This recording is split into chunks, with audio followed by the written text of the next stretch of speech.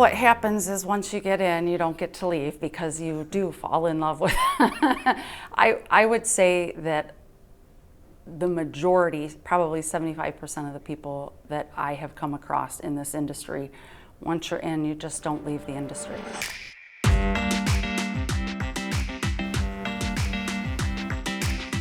We have all the great breeding, but if nobody sees it, you're not going to get it on a shelf in a garden center.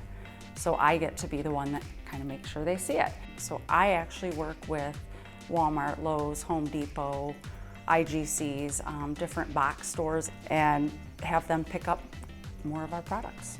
We are one of the largest plant breeders in the world. We breed, a lot of our breeding is done either in the Netherlands, we do some in India, some in California, some in Florida, so it's kind of all over. But we are most well known for our geraniums and our lantana, as well as a disease-resistant vinca. So some really heavy hitters there, garden mums, all those things that you're putting on your patios, that's what we do.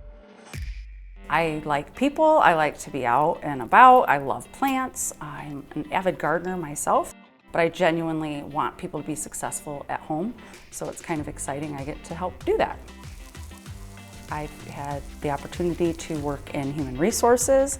I've been in a couple of different sales roles now, so all that kind of built and built and built, and now I think I have like the perfect job.